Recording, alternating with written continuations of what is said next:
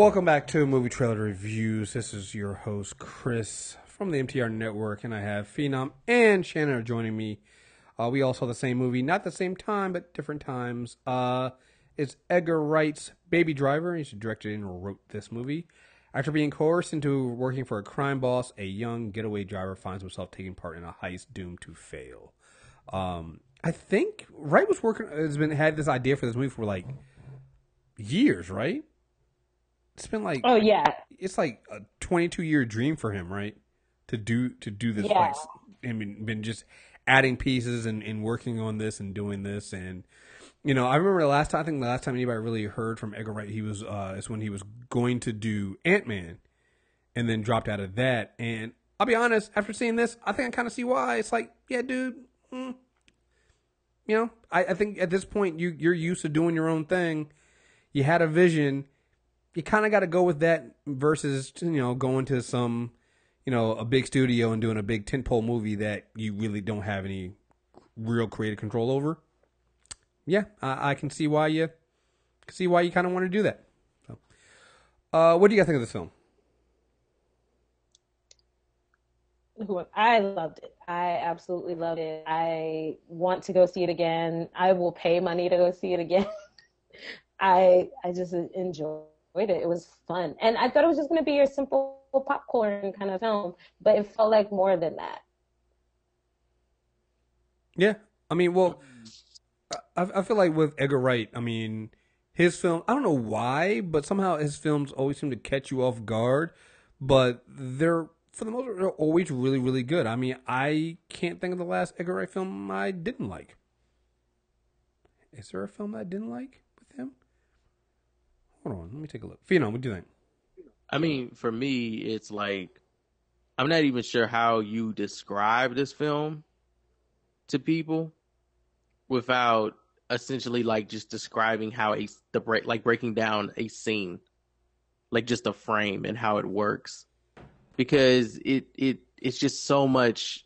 It's so much going on, and I'm sure they'll try to put it in a category of like musical or something, but I'm not even sure you can do that.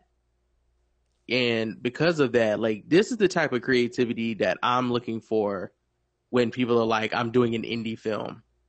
Like, this is what I'm looking for. I'm not looking for the typical stuff that, oh, it's a really like sorrow-filled film. You're not looking for It Comes at Night? You're not looking for that kind of film?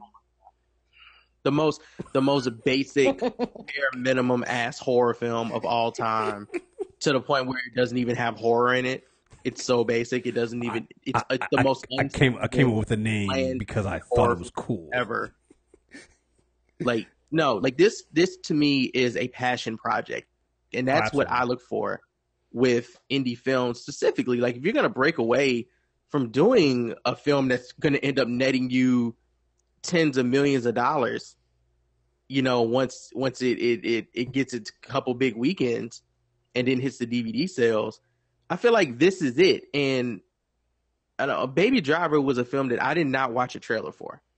I'm pretty sure at some point I might have seen a glimpse of a trailer for it, like on television or something, and was like, okay, looks interesting. I like who's in it. I'll check it out.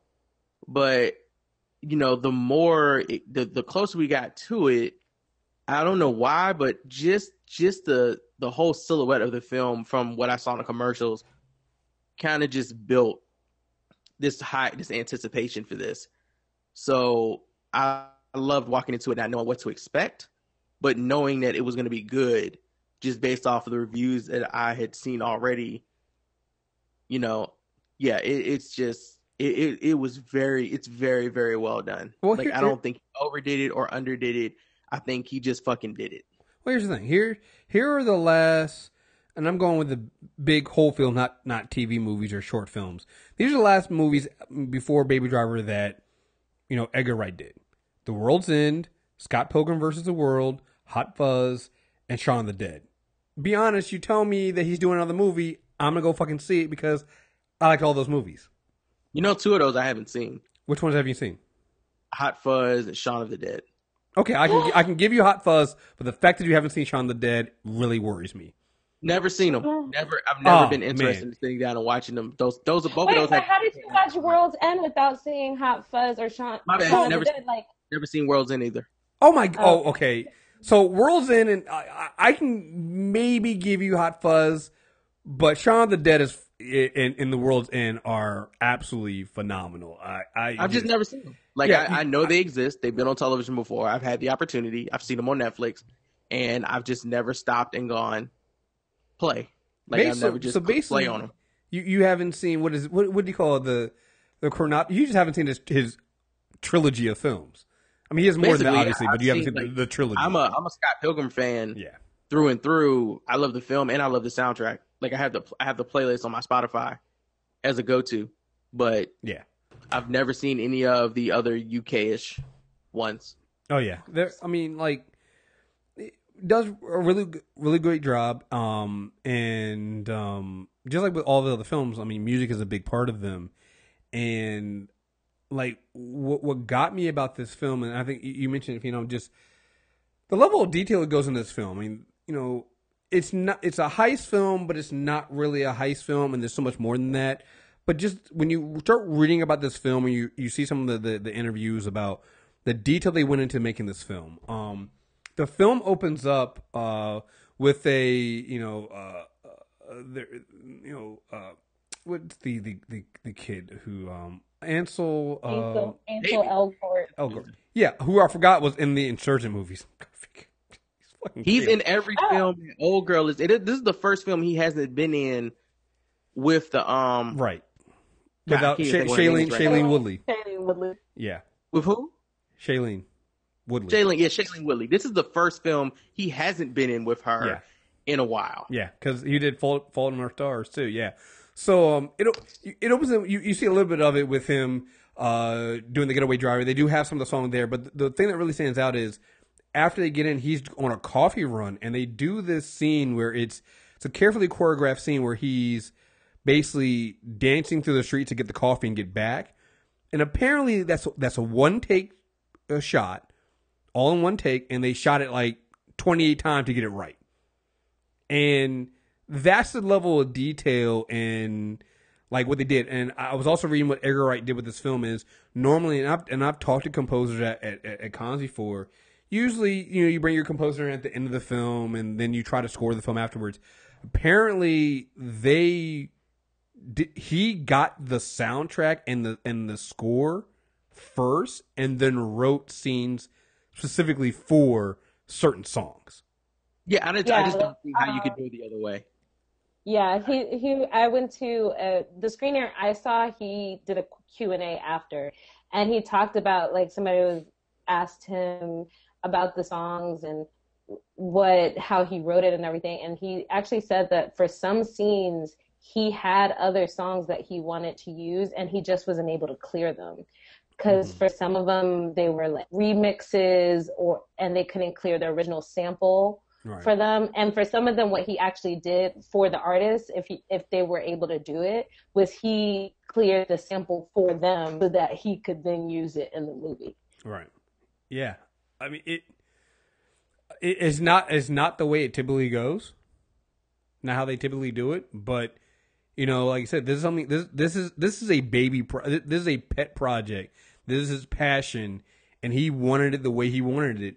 And you can see that Edgar Wright himself, I mean, before you get into the rest of the film and how you can tell when a director cares about a film and cares about a film and is also talented enough to develop a good film off of that passion. Because there's a lot of passion projects out there that fucking suck. Like, I think, what was that? Sucker Punch might have been a passion project for Zack Snyder. No. Bad Snyder. Bad. No. Is the girl in Sucker Punch the girl in American Gods? Yeah. Oh my God. Like that just, like her eyes just flashed in my head when you talked about the movie. And I just made that connection. I literally just made that connection.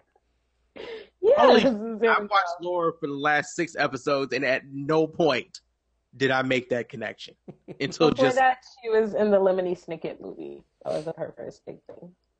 I haven't watched the Lemony Snicket junk, but Sucker Punch, those eyes. Yep. Okay. Huh.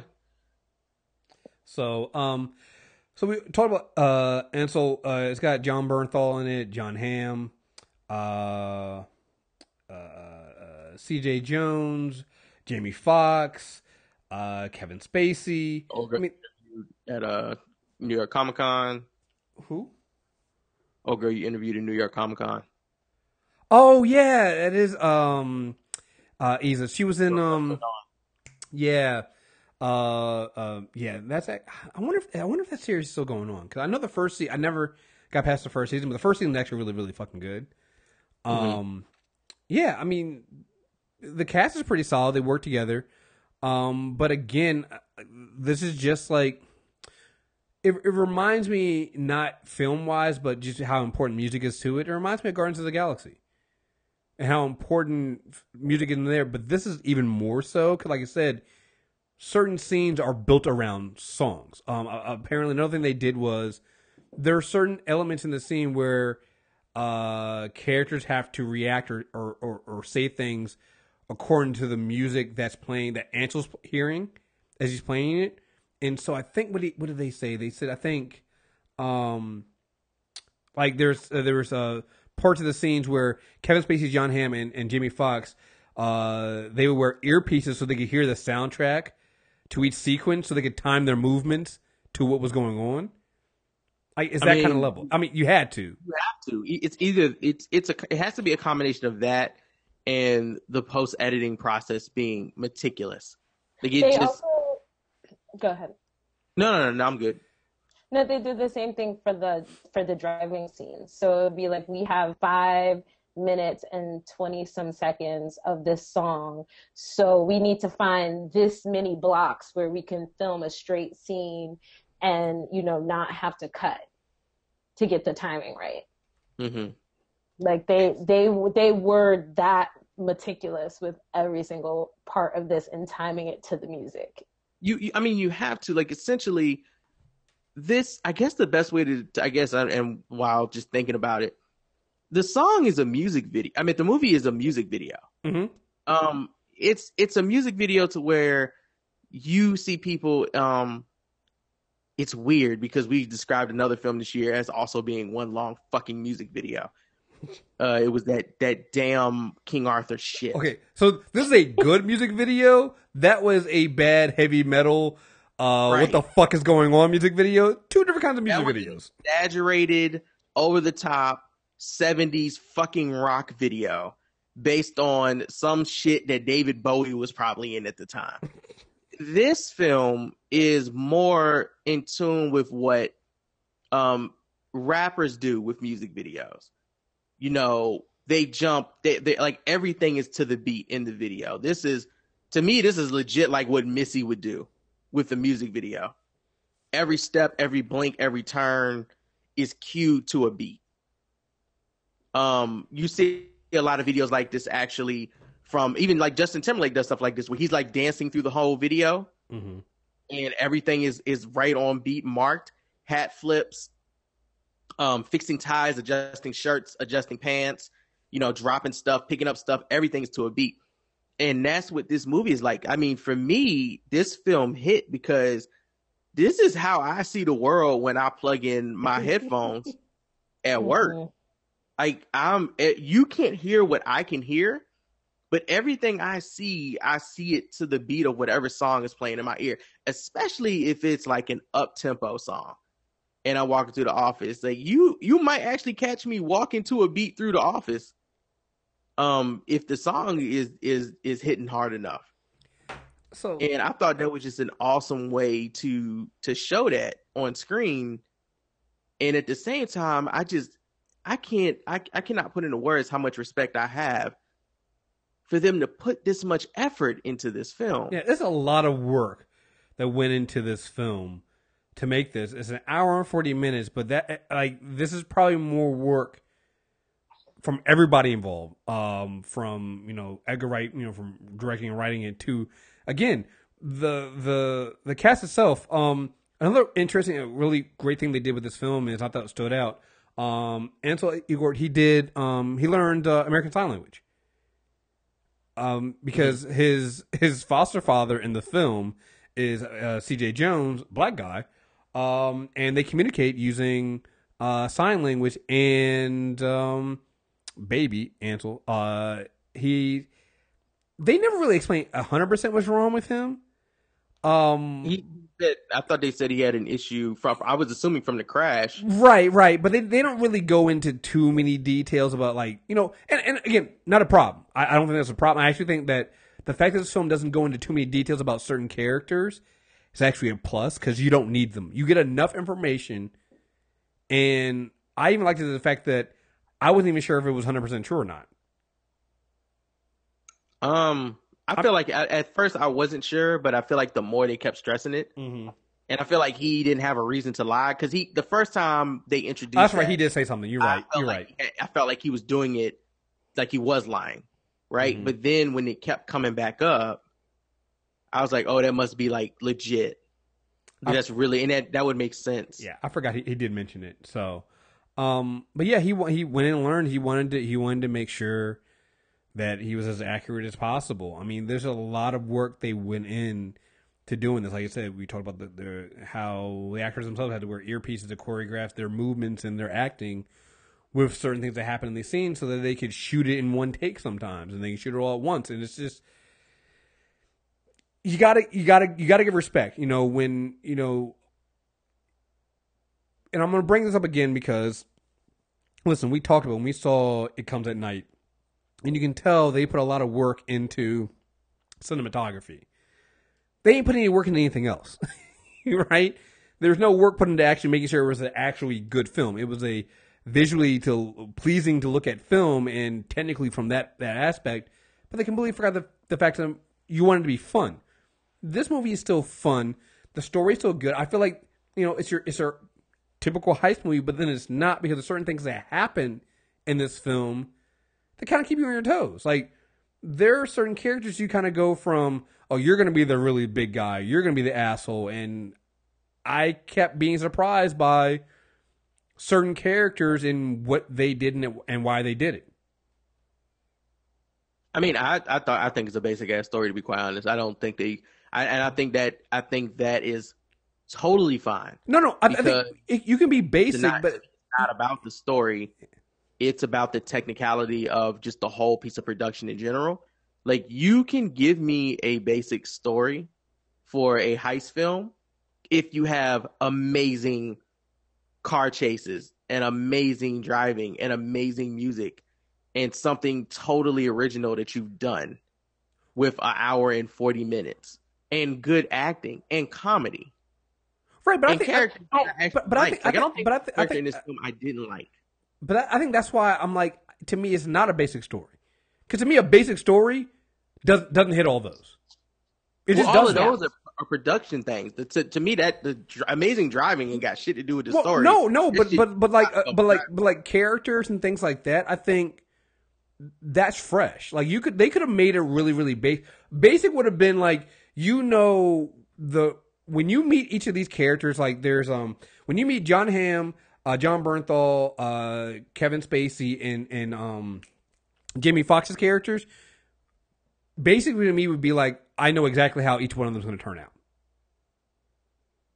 Because certain characters interact with Baby different ways at the beginning of the film, and then by the end of the film, it's a little bit different than that, and I wasn't expecting that. Like, I think a basic film would have gone really, really basic and kept it, basic. I don't know. I just thought it was straightforward. Like, I think the difference is that the beats are straightforward. The beats of your typical heist movie are very straightforward. Like, he's doing this thing. He's an awesome driver. So at some point it has to turn. At some point it has to go bad. That he wants to get out and he meets the girl. So that there's going to be something involving the girl and wanting to run away. Like, the beats are typical. But the story isn't, in that, who the bad guy, who it helps him, who goes after him, like, those end up changing throughout the story. And then also his whole thing of the the hearing and his foster father as just a character element that makes it a little bit more relatable. It gives you a different entry point. But the beats are very typical for for a heist movie. So it just adds something. That's why it was just like a little something more, a little something extra that made you like it. Not just the production, but the way the story was put together was just a little bit better than your typical heist movie. Mm-hmm. You know, one thing I don't know if anybody's seen this film, and maybe I'm dating myself because I actually liked this film when I grew up. You know what it reminded me of? Because there's another film I remember watching when growing up that had that would have heist set to music, and it was Hudson Hawk with Bruce Willis. So what? Hudson Hawk? Yeah, yeah. I've heard of the film. I've never actually seen it. So in that film, Bruce Willis plays a thief, and his way of like he would know how long he had to steal something by playing music. And so he would play music, and he would play music as he goes and steal something from like a museum or something like that. And so there are several times just seeing like a couple times in this movie where, you know, baby needs to have a certain song or something happened. They're like, I got to start the song over again because he knows that, you know, how long that song is and how long he has to get to a certain spot. And so it really, again, not 100% the same there, but it just kind of some of those scenes reminded me of, you know, this is a 1991 film, a long time ago. But it just reminded me of that, and I thought it was pretty cool. So. I got three things. One, am I the only person that thought the old black dude was blind when I first saw him, but he was doing sign language, and that shit just threw me off so much because his eyes were like this gray, this distorted gray color. Yeah, they're like filmy. They're old man eyes. He has cataracts. Okay, yeah, because I was just confused. I was like, oh, it's a blind dude. Wait. How are you doing sign language? What the fuck? Like, oh, he's not blind. He just got blind dog eyes. Okay, cool. I need more fucking films with John Hamm being crazy as shit. Like, I've seen him. We see him be goofy. I love him. Like, we see him be goofy and we see him be serious and melodramatic, but we never get crazy bat shit has lost his goddamn mind, John Hamm. And those fucking scenes were super amazing. Like, I was like, yo, John Hamm is a fucking force out here. And shout out to them getting Kevin Spacey to be the person that trolls baby's name the whole film because he's perfect for that shit.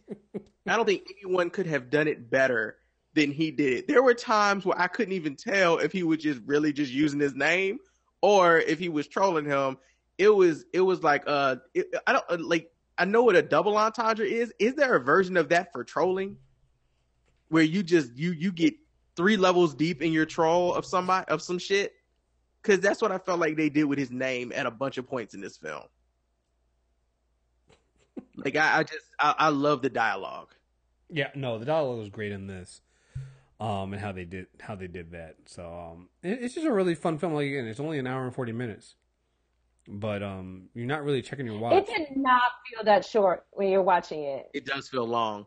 It feels long, but not a bad long. But No. No, it just felt long. It just, I mean, to me, it felt long enough. Like, there was a point towards the end where I was like, oh my God, this just keeps going. And then John Hamm pops back up and I'm like, oh my God, this really just keeps going. This isn't over yet? Hasn't enough shit already happened? Yeah, when shit goes off the rail, when shit hits the fan, it hits the fans. It hits the fucking fan. I mean, and I like, you know, like, I like Jamie Foxx when he's acting. I don't like him when he's doing normal nigga shit because he tends to be problematic or just annoying. But I mean, to me, he's an A-list actor as far as talent goes, and just being an on-screen presence. And I really enjoyed his dialogue, and his character in this film. And I like Jamie Foxx was extra evil in this film, yo. He was just extra evil. He's kind of really just a coon. Like, he's supposed to be evil, but I feel like he's playing the part he thinks people assume he's supposed to play in this film. And I think that's his character. Like, I'm not saying that Jamie Foxx is playing that character. The character he's playing is doing that. Like, he's like, oh, I'm a black dude and I steal shit. So they probably assume I'm crazy as fuck. Like, I probably would do a movie and name myself Motherfucker Jones. So I might as well just act like that, even though I'm probably not really like that. I probably, after we do heist, go home, nigga, watch HGTV and listen to jazz music. Like, I feel like that's what he was just fronting. Whereas you find out later who the real crazy motherfucker is. Nigga, like, I thought that was an awesome, his name, kind of like, oh, we flipped it on you shit in this movie. His name is Bats, and he literally has neck tattoos of bats. I get it, but I feel like he's fucking with people. Like, I feel like you can watch he is, but when I realized that his neck tat, at first you just think it's like, I don't know, you think it's, I don't know, some just kind of tattoo, some blocks or something like that. When I realized they were literally bats as tattoos, like the bats unleashed, like literally flying rodents, little flying rodents tattooed on his neck, and his name is Bats. I wish we could have got a scene where we saw him going to get the bat's neck tattoo. I think at one point that somebody even goes like, "Why do you call yourself Bats?" And he goes to an answer, but I was like, "Wait, does this nigga have bat tattoos on his neck? What the fuck?" No,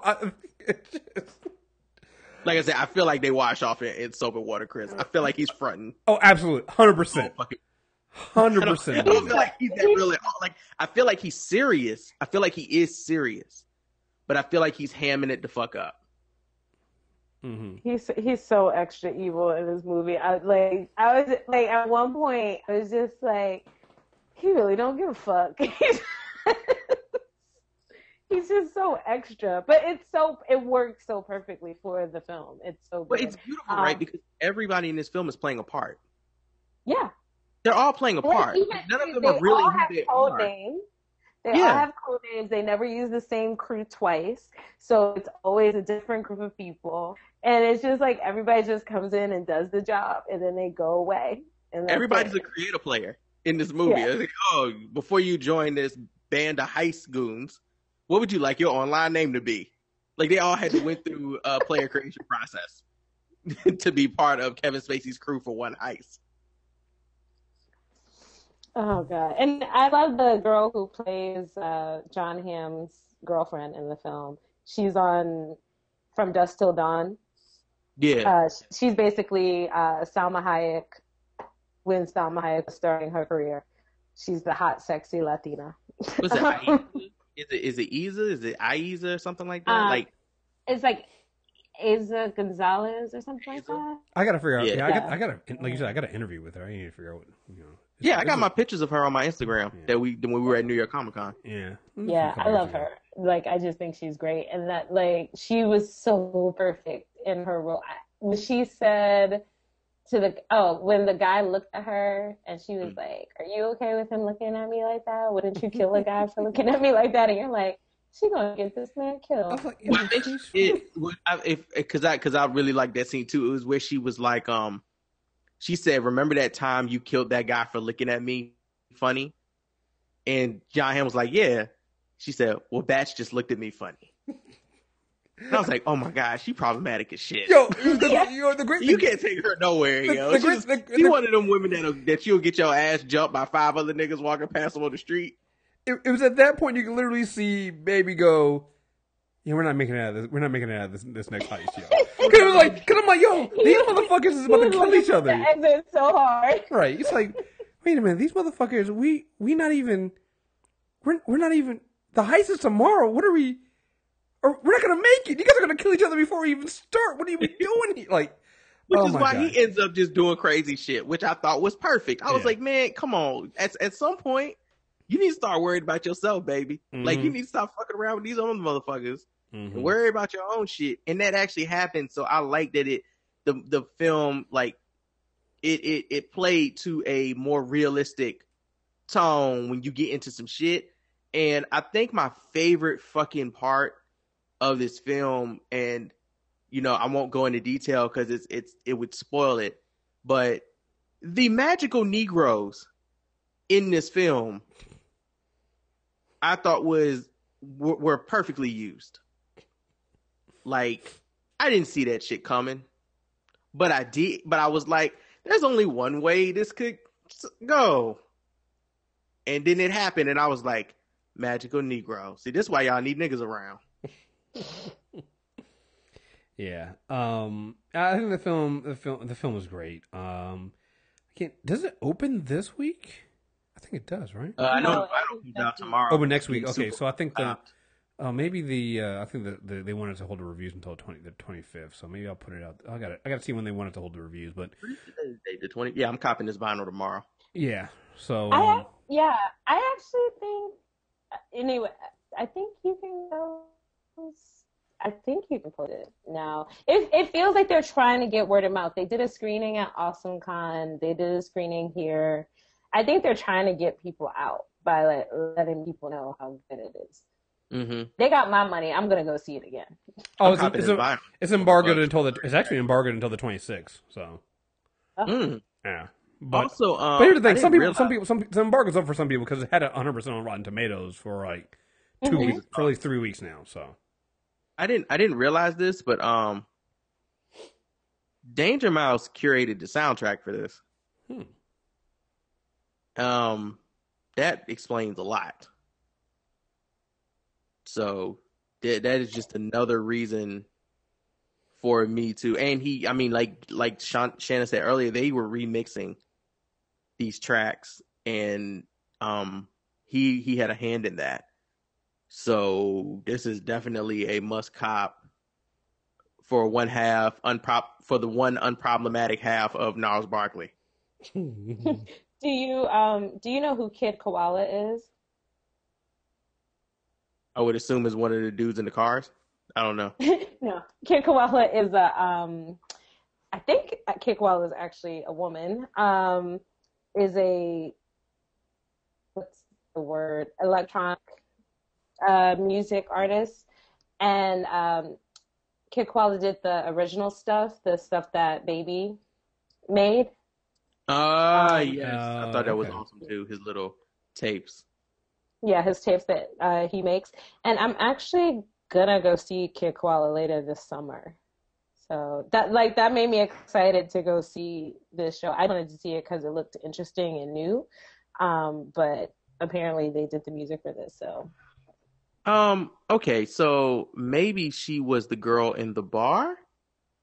Was that Sky Ferreira? Yeah, I think so. Yeah, that was so the other waitress is Sky, because I know I saw her name when they did the castings. And I was like, but which character is she in this film? Because she's also on the vinyl soundtrack. Yeah, she's on. I guess she was the other waitress. Mm-hmm. Okay. Yeah. Okay. Sense. Yep. Yeah, it's good music. Every single thing is perfectly scored. You're watching American Gods, right? Are you? Oh no, Sky Ferrer was his mom. Huh? Oh yeah.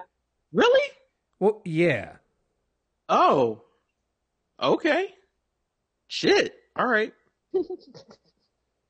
That's what's up with the voice. Okay. With the voice. About American Gods. Are you caught up on American Gods? Or either of you? I mean, I'm not. I did the season finale when everybody else did it the night it aired. The episode with Mad Sweeney where they use like all the 50s music. Mm-hmm.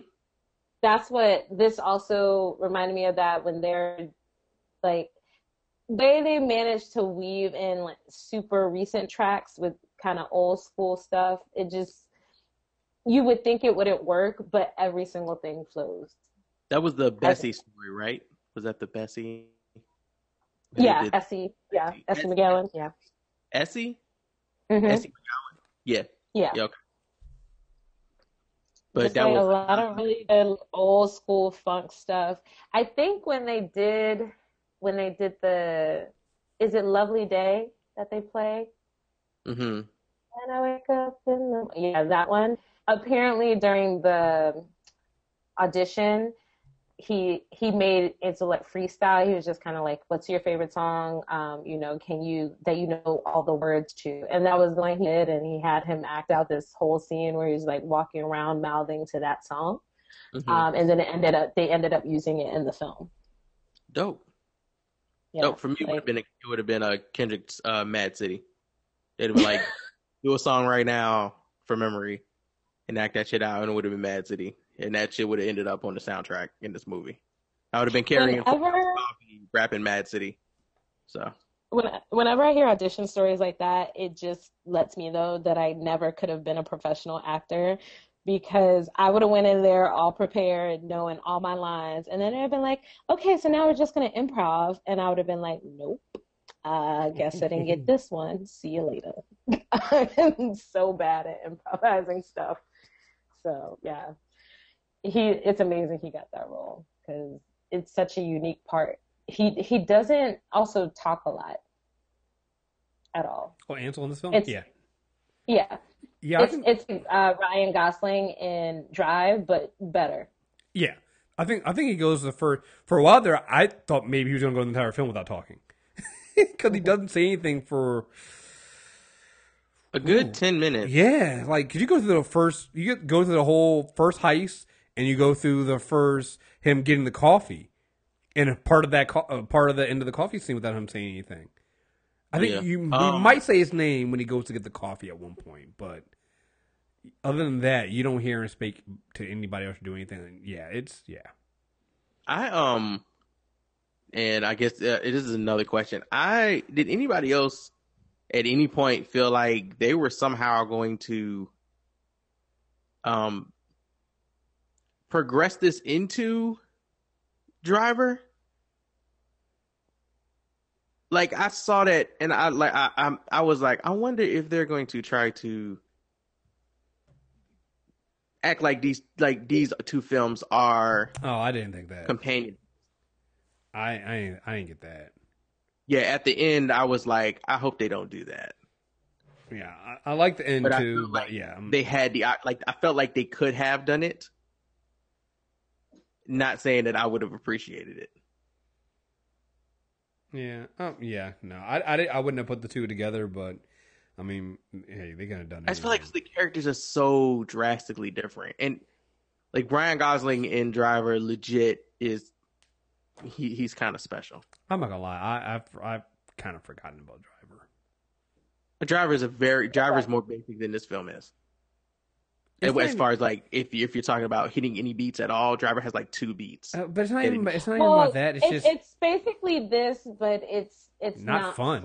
It's trying to be. It's exactly what you were railing about with that whole "it comes at night" thing when you're talking about art house films. It's a heist film if it was artsy. Yeah, it's not even a heist film. It's just gruesome. Yeah, it's more torture porn than heist. And I actually like Driver. Like, I enjoy the film, but it is legit not what you're expecting when you see the title Driver.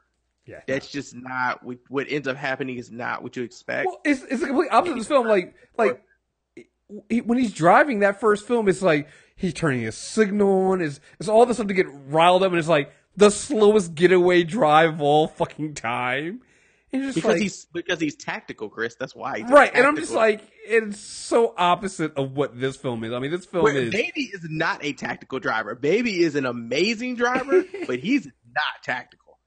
Like, he does reckless shit constantly while driving, which made the film fun because you got the reactions from the other heistmen in the car with him who don't think they're gonna make it. And not only that, but and that was the one thing I will say. You gotta suspend your reality, as you with all films, but you definitely have to suspend your reality in this film, because I'm like, with all the driving I've been doing, there's no way the roads are that fucking clear in any major fucking city anywhere. That was Atlanta? Fuck no. Atlanta, Fuck no. Was on P Street at one point. Like, I was like, yo, 85, 87 is clean. Fuck no. All right, I gotta knock it down a couple notches, because there's no fucking way you're doing that kind of driving in anywhere, and especially not in fucking Atlanta with the kind of what the fuck? Come on, man. That's why he was able to find random on and off ramps in places that you shouldn't have on and off ramps, because Atlanta 85 Interstate is fucking retardedly built. Like, it is awfully built. Oh my god, no. No, You're taking away points, but I'm adding points because the fact that they were able to clear that many roads in Atlanta to even shoot these scenes. Oh my god! If they shot them in Atlanta, I was like, yeah, we go to Atlanta regularly, and no, he would have got caught as soon as he hit that turn. Right. That's what I want to see. I want to see the realistic getaway. I want to see the realistic heist. Like, you mean the one where he gets out of the car and runs away? Right. Get in the car, drive around the corner, traffic. Fuck. And the cops can't get to you either because they're in traffic too. And there's always some asshole that won't get out of the way of the cop cars. The cop cars are blocked, but not on purpose. It's just, yeah. Oh god. Oh my god. All right. What would each of you guys give this film? This is on a rating system out of 10. Out of 10. Yeah. Don't worry, I have to do it every time, and I do reviews all the time. I never. For me, it's a 10 out of 10. It's everything you want in a summertime movie.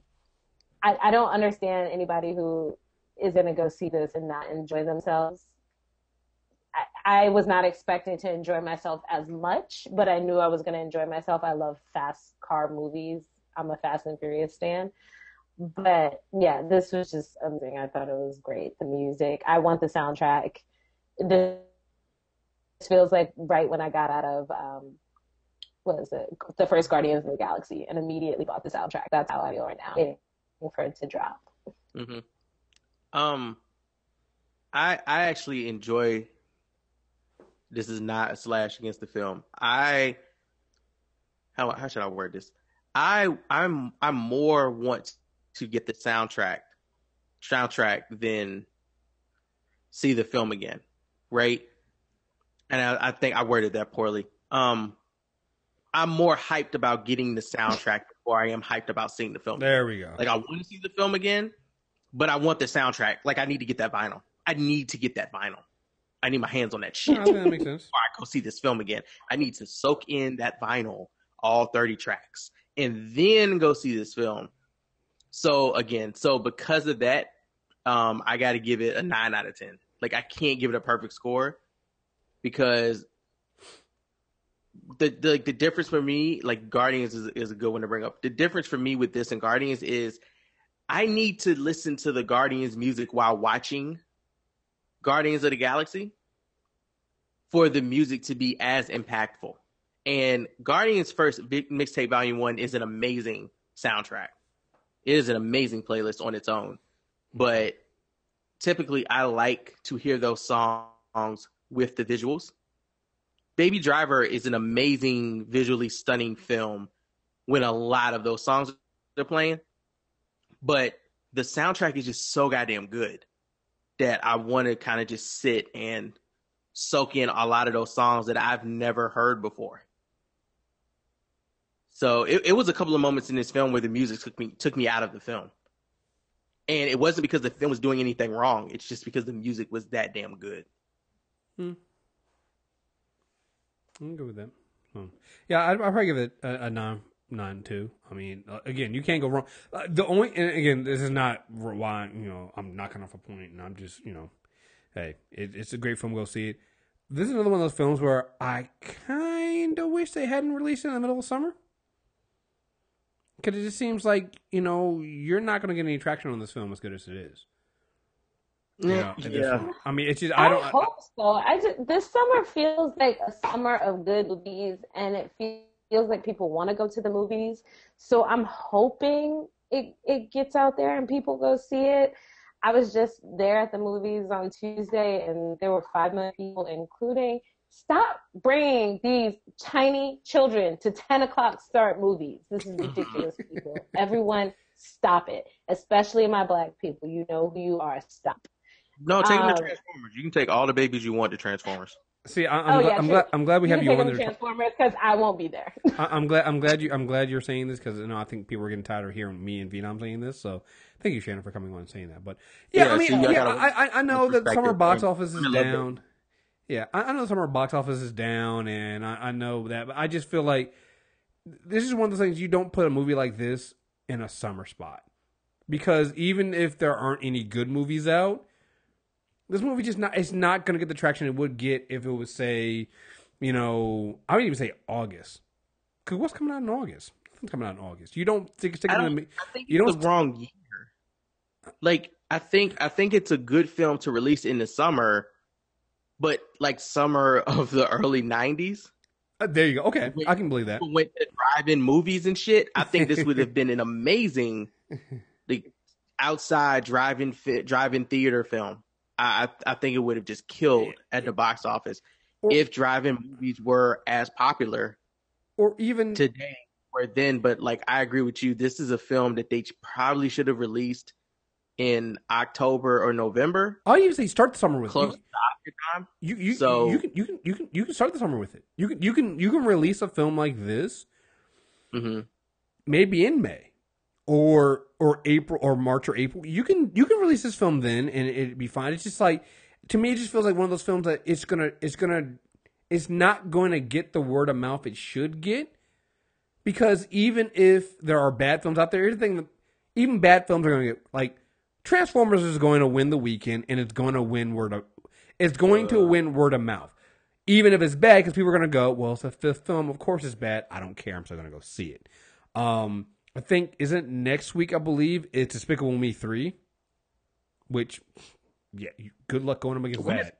Cars came out last weekend. Cars came out last weekend, and then a week or two later, it's Spider-Man. So, and then after that, it's Planet of the Apes. Yes, War of the Planet of the Apes. It's like this is just a film that, it's a great film, and I don't know, man. I there's something about this that I think they need, because another film we saw. What was the other film we saw? We were like, it's a bad time to release it.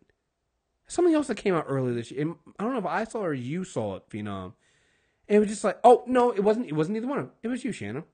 It was My Cousin Rachel. My Cousin Rachel. Where you were just like, it's weird that they released a film at this point. It's just, that movie is so is prime for December, January, Oscar time. It's so perfect for that. It's so weird that they released it in June. Yeah, to me, it's just one of those things, like, I think what's happening is people hear, oh, well, the summer box office is down, so yeah, release your movie in June. It's like, no, the summer box office is down because some of the movies are bad, but it's also still an oversaturated, particularly June. June is the most oversaturated month. June is becoming a dump month, where if you have a shitty big blockbuster film, dump it in June. Dude, and Shanna, correct me if I'm wrong, didn't Rough Night come out last week? Yeah. That shit made like $7 million. Seriously? That shit bombed to fucking hell, if I'm not mistaken. I think that shit made like $7 million. 12.2. Yeah, so when I looked at it was 7. It is currently at 12 now. Like, oh no, this is hurt. Y'all are hurting my feelings, and now I think I'm gonna have to go see Baby Rotten Tomatoes has 8. Actually, Rotten Tomatoes has 8.1 million for Rough Night. Like, even Pirates of the Caribbean made and that might have been its second week, I guess. Maybe it made 9 million, but I feel like that was its first week. No, it bombed really bad. No, it made like 50 million or something like that, I think, its first week. Okay, but yeah, so I feel like some movies are. Well, I think apparently, yeah, The Mummy is going to lose. I'm still working on my Mummy article about how they need to stop this Dark Universe thing, but I think it's going to lose out like 150 to 190 million. Hip-hop extended universe, because I'm really excited. Oh no, I'm so down for a hip hop cinematic universe. We need to get that going. I don't want this to happen. I mean, unless we all it needs to happen on BET and TV movies. I'm just make it happen. But but here's the thing. Every single one of the movies that's bombed, we could have told you was gonna bomb when we heard it was coming out. Like, nobody thought that Pirates, The Mummy, or Transformers. Well, I'll be a little surprised if Transformers not making more money. It's not gonna bomb, but it's not. It's also the lowest opening they've had in a while. But still, it's not going to bomb.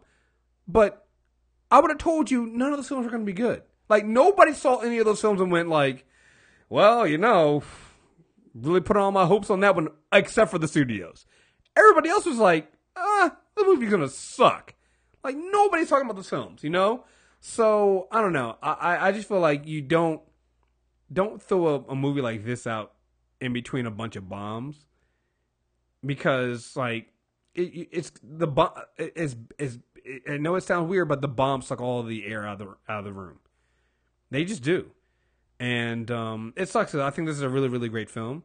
And I think more and more people should see. You know, this is one of those films I think will do really, really well on DVD, on Blu-ray. Yeah. I hope it gets word of mouth. Like, I hope word of mouth. Anything coming out July 4th weekend? Because I feel like that used to be a big weekend. Technically, depending on, if you mean the weekend before the first, Spider-Man. Because Spider-Man is coming out on the 7th. After, yeah. Yeah, so I think nothing's coming out that weekend, I don't think. Yeah, I'm looking right now. Nothing major. It's weird because the 4th this year's going to suck. The 4th is on a Wednesday. Yeah. Why? Fuck. It's Despicable Me 3 is like the only thing major. Well, in that case, weekend. yeah. The 4th is on a Wednesday, then Spider-Man comes out. Wait, what? If the 4th is on Tuesday. It's on Tuesday. All right, I was about to say that makes sense. That Spider-Man comes out that Friday. Yeah. So I mean that's 4th of July weekend. Yeah. Essentially. Yeah. Well, it's smart. Don't go up against Despicable Me 3. I wouldn't. Yeah, you're not gonna win against these cartoon. Nope. Films, even the terrible ones. You're just not gonna win against them. Look, that one, that screener, I think is next Monday, and it's all the way up at Owens Mills. I might be going to it. Well, I work there, so I think I kind of want to go. So, I mean, I like the Despicable Me series. I even like the Minions film. I watch it on Netflix. Listen, the Minions film is good as shit. I don't give a fuck what nobody says. I don't understand why people hate that film so much. Like, I just don't understand. Like, I don't think people hate that film. I think people hate Minions because Minions, when they're out, they dominate, and the kids are obsessed with it. And it's just never ending. I haven't seen any of the movies, so I can't. How do you hate on the Minions? The only thing the only thing is good. Children that I like don't like the Minions, or haven't seen the Minions, so I've managed to avoid them. Like the only thing is good is the Minions in Despicable in these films are the little girls. So you get a bonus when it's a Despicable Me film because they bring the little girls back, right? And they and the Minions team up for a calamity of funny. Yes. I just don't understand. Look, I'm one of the people that thought the Minions film was going to be bad. Because I'm like, oh, wait. So you're going to take a bunch of Minions that don't speak really at all, and they kind of just say weird things and make it entire... Right. They Spanish. Like, right. I don't know what that is. And so you're going to make an entire film about them. That's going to suck. That's going to be terrible. Listen, I love the fuck out of that film. I don't care what nobody says. I will fight you over time. Like, I will fight you over that fucking film. I can legit admit that after a while of watching it, I'm like, okay, I'm minioned out. Like, you understand Minion, right? You start talking. You're like, Kevin! You're like, I get it, yo. I get it. Yeah, usually I can't finish the film. Like, but when it starts, I'm good. I'm like entertained wholeheartedly for a good 50 minutes. Oh man. I like the film. Like, I love the silliness of it. I love the narrator and how he sounds like he doesn't want to be there. But he's got to tell the story. Right. Well, my nigga, I'll see you next Tuesday. I guess we're gonna be at the Minions film, at the Despicable Me film next Tuesday. And I heard Cars 3 is good. Like, I kind of want to see that, and I hate the Cars film. I've never seen the Cars film. Cars 3, I knew from the trailer that was going to be hotness because they started off, they were like, we've gone dark. We have gone dark. Yeah. Wait, like, oh my God, wait, did they Zack Snyder Cars? Did they Zack Snyder Cars? My God. You said there's what? What happened? They Zack Snyder Cars. Oh no! Yeah, you never saw the trailer for Cars 3? No, I never watched any of these films. I never saw the trailer. Go watch the first trailer for Cars. The teaser trailer for Cars 3 is the most realistic looking formula racing crash ever. Like, God, I don't know how old boy lived. For them I feel like they showed it before Fast and the Furious, and I was like, did Fast and the Furious and Cars merge franchises? I was like, they killed the main character in the teaser for Cars 3. They didn't even wait for a full trailer before killing him. Oh man, I might have to check that out then. Hey, listen, it's a redemption story, right? Yeah. Yeah, like it's a fucking redemption story. It's a combination of that and every single country music something where the young upstart comes and takes over from the veteran. It's like, it looks great. It looks so intense. I actually need to find a child to take to go see Cars 3. Ashley and I might have to go see that this weekend. Oh, well, I know what I'm doing this weekend. All right, folks, there you guys have it. Went a little off the rails there, but you can find our reviews, movie trailer reviews. Apparently, if you're looking for a good car movie, go see Baby Driver and Cars 3. Yeah, make it a weekend. Make it a double. They're both redemption stories. Don't forget, check us out on mtrnetwork.net. We're starting to post a lot more articles up there. You can get all the reviews and everything else from all the different shows. We have movie trailer reviews, character corners, Super Tuesday recap, the Insanity Check, unanimous decision. There will soon be a feed for Secret Sauce, and I think I got to talk to Jax when his new show is coming out, so I'm not going to make the announcement now. Got to get more now. He made it kind of at NegroCon, but we'll get it official on here when I have an exact date when he's going to start his new show on the network as well. So maybe I'll just get him on the show at some point to do that, and we'll make it official there. So, but yeah, and don't forget to check out the merchandise we have on the site, store.mtrnetwork.net. I've got a new Run MTR shirt that just came in today, and I can't wait to wear it at San Diego Comic-Con. So get all your merch there, and until next time, we are out of here. Peace.